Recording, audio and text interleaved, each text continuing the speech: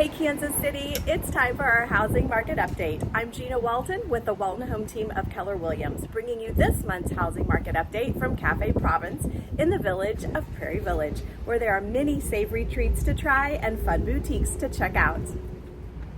Now, when we compare August 2024 to August 2023, overall for the number of homes closed in Kansas City, it stayed consistent. For Johnson County, we saw a decrease of 3.6%.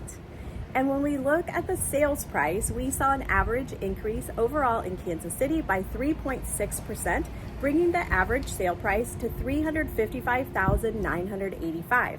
In Johnson County, we saw the average sale price increase by 3%, bringing our average in Johnson County to $535,277.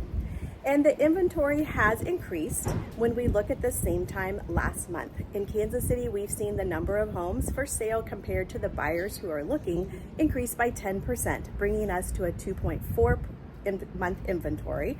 And in Johnson County, we've seen the number of homes for sale increase by 1.5%, maintaining our 2.2 month inventory, which again means the number of months it would take for all the homes to sell with the current number of buyers that are looking, which is still a seller's market.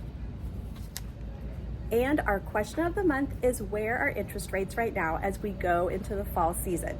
We are seeing for 30-year mortgages right in the mid-6s and for 15-year mortgages in the mid-5s.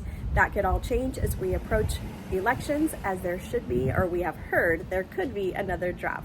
So continue to watch rates and let us know if you'd like us to keep an eye on anything for refinancing or a possible purchasing of a home or investment property. As always, it's our pleasure to be your real estate professional for you, your friends, and family. Have a great day, Kansas City.